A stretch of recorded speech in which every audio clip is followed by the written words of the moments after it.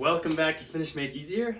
Today we're going to be talking about a little bit more of a complex subject. So before watching this video, make sure that you know how softening works with nouns and adjectives. I've got a video on that. And I would recommend watching my noun and adjective stems normal video before talking about the complex ones, obviously. This one's going to go pretty deep, so if you're not comfortable with things like softening or kopete and noun and adjective stems normally, then this video isn't going to make very much sense. We're going to go pretty deep into the rest of noun stems. So it can get a little complex. Hopefully it's not too hard. I'll try to explain things as simply as possible, but this is an area where things aren't always super consistent. So that being said, let's get right into it. I have here listed some of the less common noun stem rules. They all definitely have words that are used in them, but they're not super common as the ones I talked about in the last noun stem video. And one reason also I held back on talking about these is, as you see, a lot of them harden is what it's called. So before I get into how to form these ones, I'm going to talk about what hardening is. So if you remember my video about softening and kopete that way, we saw that when things ended in any of these things on the left and we're adding certain endings, we would move to the right. So like KK would go to K, PP would go to P, RT would go to RR, etc. When we're hardening, we're going to go the opposite way. So there's certain rules that force us to harden the word. So softening happens when we're adding an ending, but hardening happens while we're finding the stem. An important thing to note is once you harden a word, it won't ever soften. So whenever you're finding these noun stems, we won't have to worry about softening later while we're adding any ending. So that's kind of useful. Once we've hardened, we can just be like, okay, we're not ever going to soften the word. So kind of useful, but then we have to worry about hardening. So it works the same way where we're going to look at for the first consonant. The only thing is we're going to check the right side of the list now and move to the left instead of checking the left sides and moving to the right. So for an example, last time we talked about words ending in E, how we just add an E. This is mostly true, except for the thing I left out is that it also hardens when possible. So for example, the word periaate, which means principle, like some sort of like a principle of like math or something like that. What we're going to do with these ones is we're going to add the E and we're going to harden this T. So I'm going to write that out. We got periaate. First I'll just add the E and then we look. For the first consonants, obviously vowels don't harden at all. So we're going to look for the first consonant at the end of the word. It's a T. If we look at the right side, a T hardens to a double T. So it's the opposite of what happens with softening. So we can add another T right there. Periaate. That's a lot of double letters. A-A-T-T-E-E. Periaate. So now we can add any ending onto the end of there. Periates. So yeah, that's how that works with E's if it has this. So if obviously this one isn't on the chart, like huone goes to huone because N isn't on this side of the chart. At least a single N isn't. But if it has something that can harden, we're going to harden. So yeah, that's how hardening works. It's not too bad, but it's going to be used in a lot of these examples.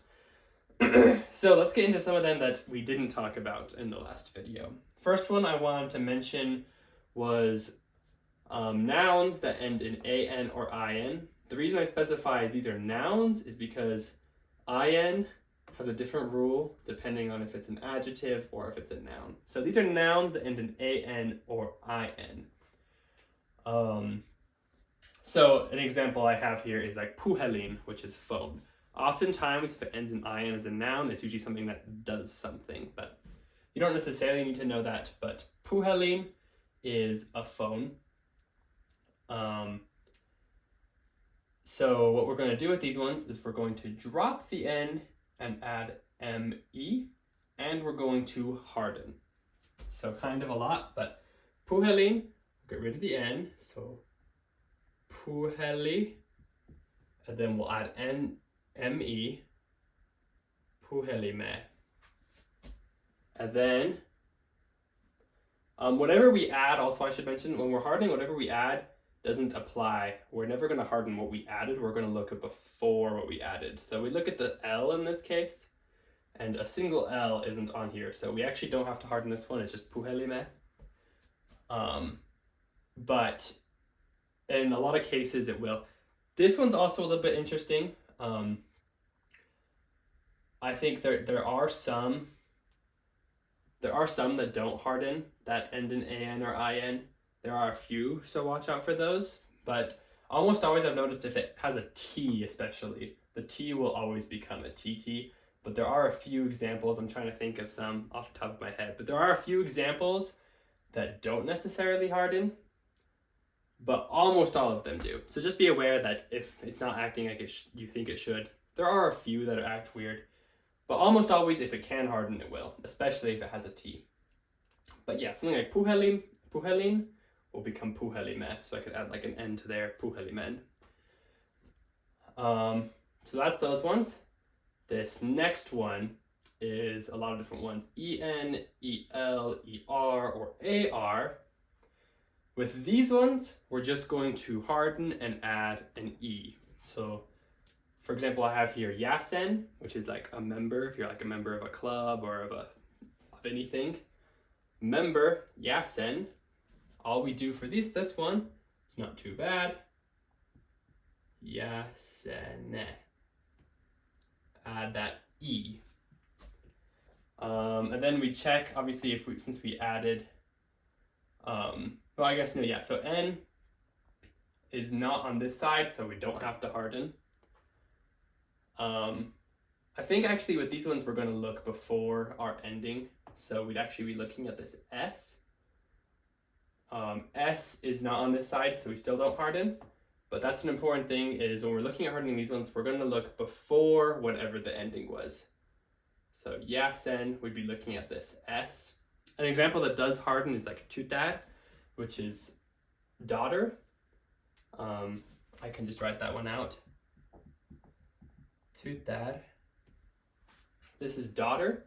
If we want to find the stem of this, we're going to add an E, and then we're going to harden this T right here. So we get tutare. So we'd be looking before whatever the ending was. So yasen goes to yasene, tutar goes to tutare. So yeah, though that's en, el, er, and ar. There's something interesting about this type of word that I'm going to talk about in a minute, but I'm going to move on for now. The next one is as, es, and is. So these ones are kind of interesting. You might remember that os and us, we got rid of the s and added kse. And that's going to happen with some of these ones. So if we have these ones, sometimes they're going to follow the same rule where we're going to just drop the s and add kse. And sometimes, it's kind of hard to tell when, unfortunately, we're going to drop the s and double the last vowel as well as harden. So I'll kind of show how that works. Varvas, which is toe. This ends in as. This is going to be one of the ones that follows the first rule. So varvas is going to, first I'll just take off the s and double the last vowel. And then we're going to harden this V. I'm just realizing that RV actually isn't up here, but for some reason, this one, the V still hardens. So we have like varva, but we actually have to harden this V, and V hardens to P. So we're going to get varpa. So this is commonly, they're going to add a T to make it plural, so you get varpat is toes. So that's an example of sometimes you get rid of the S, double the last vowel, and harden. Sometimes though, it just acts like an OS or US, like lihos, which is muscle. We're just going to get rid of the S and add KSE. So we get lihokse. So it can follow one of these two rules, varpa or lihakse. The next one, if it ends in on or in as an adjective, so again, in can be either a noun or an adjective. It has a little bit of a different rule. What we're going to do is we're going to take off the n and add ma.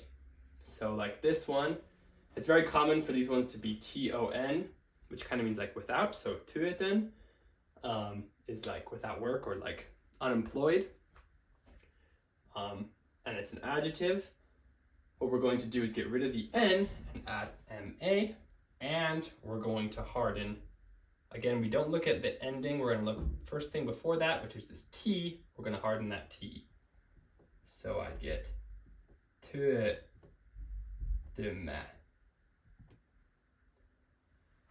Tuetme. Just got rid of the n, added ma, hardened the t. So kind of a lot of steps. That's why these are the complex ones. And luckily, they're not nearly as common as the ones I talked about last time. But tuetme. And then the last one, I guess I want to mention also like lämmin would be an example of in, so that'd be lämpimä. But this last one is ones that end in nut or nyt, kind of like the nutcase. Sometimes these are actually used as adjectives, like the word väsynyt, which is tired. I just realized I forgot the dots there. Väsynyt. What we do with these ones, also I just spelled that wrong. Väsynyt. What we do with these ones is we get rid of the ut or yt and we add ee. So kind of similar to if you've watched my video on the nutcase, to make it plural, how we got rid of the ut or yt and added eet. Kind of a similar idea. Vasu na. We're going to get rid of the ut and add ee. And then we can add any case onto the end of there. Vasuna. Vasuna. So a lot of these are a lot more complicated, but once you get used to hardening, they're not as bad. It kind of becomes pretty natural to do. And most of them follow a pretty consistent rule. The as, es, is are really hard to know which one it is. I kind of have to go to word basis, but luckily as, es, is are not that common. So you can just kind of take it on a word-to-word basis. When you learn a word, figure out which of these two it is. And for the rest of them, these rules should usually work. However, there are a few exception words that, as far as I know, have a rule that follows only them. So I'm going to switch the board up. We're going to talk about a few of the exceptions and some interesting things about these types of words, and then we'll do some practice. So hang in there. All right, so I switched up the board a little bit. We've got a few different sections I want to talk about real quick. Nothing too crazy, but there's some good things to talk about. So first I want to talk about 4 words that I kind of see as exception words. There's maybe some other ones that follow similar things, but these ones are very common words that kind of act not how you would expect. So first we got mies, which is like a man. Mies doesn't act as you would expect it at all. Its stem is miehe. So if I want to add something onto mies, I have to do it on miehe. And I don't think any other words really act like that. That's just mies, so I'm just going to keep in mind. The next one is vasen. This one's very common because vasen means left. So whenever you want to say something's like on the left, or anytime you're using left, really, we're wanting to use this stem. Vasen goes to vasemma. So this one's not like super weird because there's lots that used ma before, but none that really come from en usually go to ma. So vasen goes to vasemma. The next one is kevat, which is spring. For some reason, kevat is a little bit special. It already has like a T on the end. So kevat, we're going to get rid of the T and double that vowel. So we get keva. So if you want to ever talk about spring by adding a case on it, you're going to get rid of the T and add another A.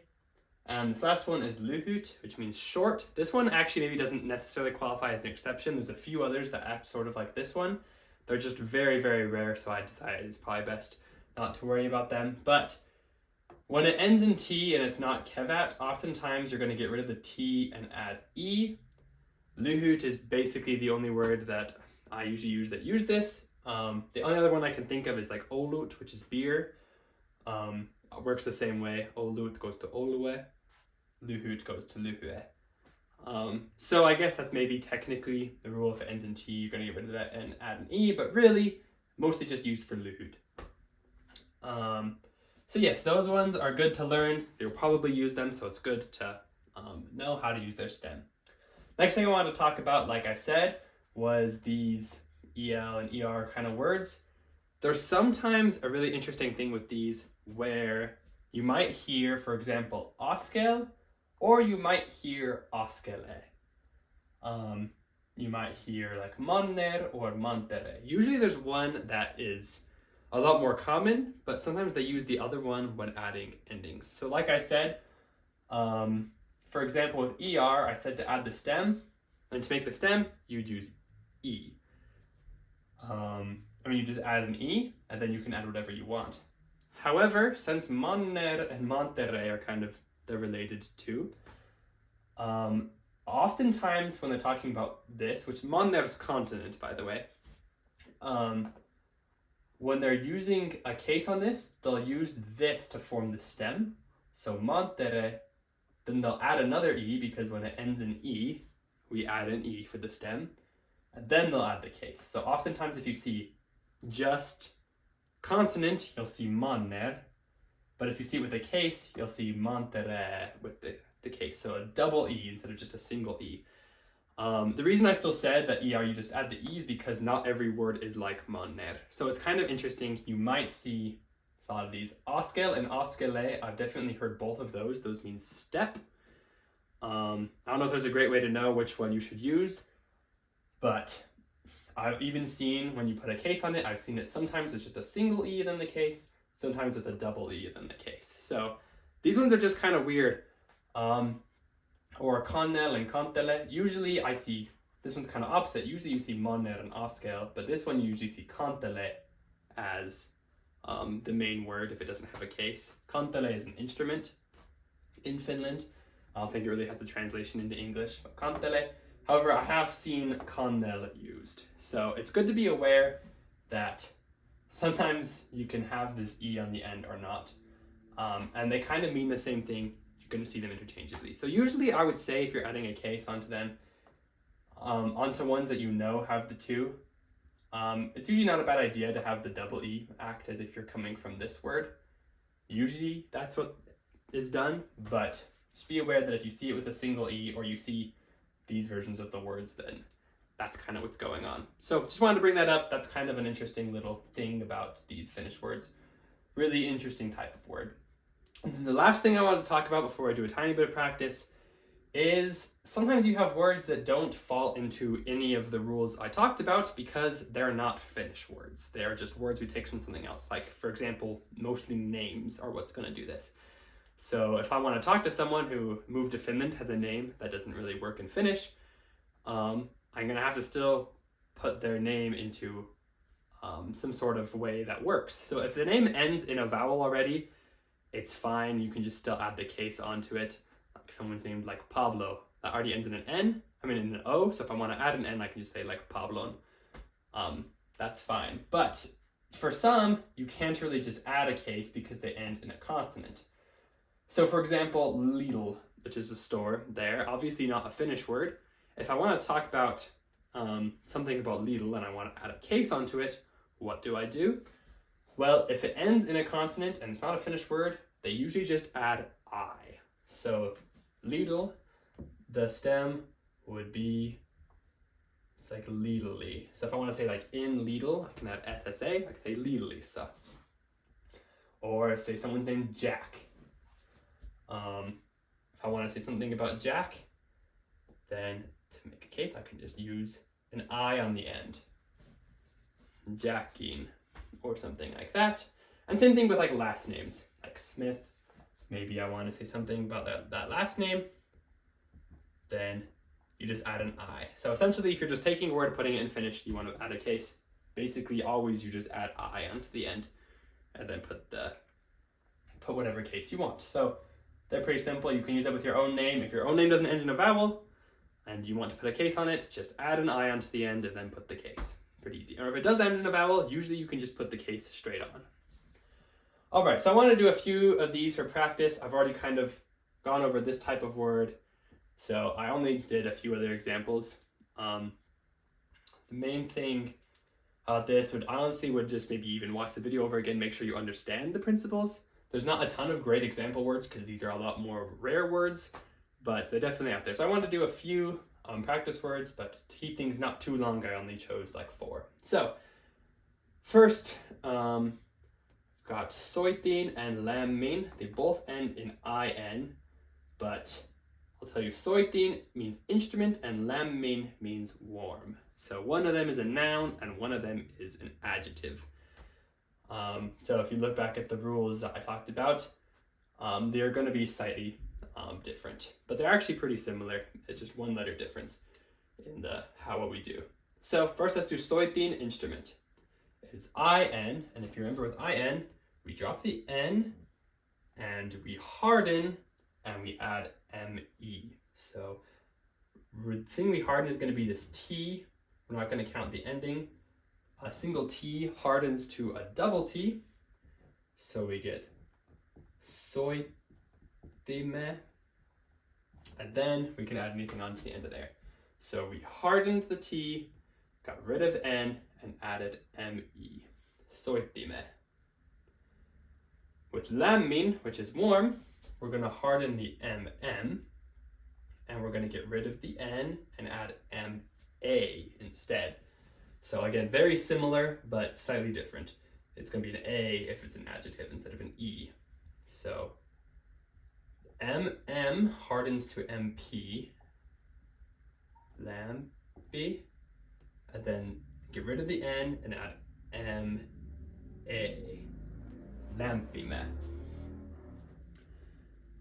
So that's going to be the stem for that one. Next one, lammas, which is like a lamb. So this one with the as, remember it could be kse or it could be that we harden and double it and get rid of the s. I'll tell you, this one is going to be one of those that we are going to get rid of the s, harden and double the last vowel. It can be kind of hard for you to know that on your own, but just know that this one is one of those. So again, hardens to mp. So we got lampa.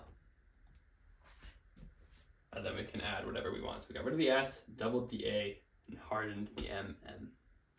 This last one, kadonnut, is lost. This one ends in the nut.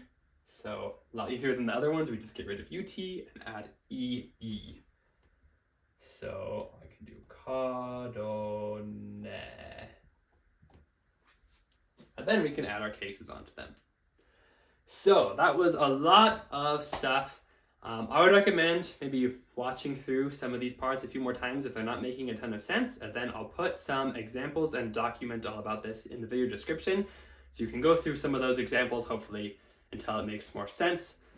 Luckily, if this is kind of confusing to you, these are, like I said, the complex stuff. They're not super common words most of the time. They're just good to be aware of when, if you use only the other rules, you're going to run into situations where you're like, that doesn't make very much sense anymore.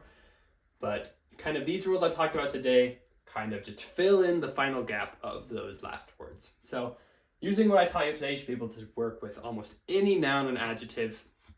There might be a few exceptions that are a little bit weird, but basically everything will be able to be done with what I talked about in the last video and this video. So it's really good if you can understand all of what's happening, and it really just takes practice to know to do all of the steps.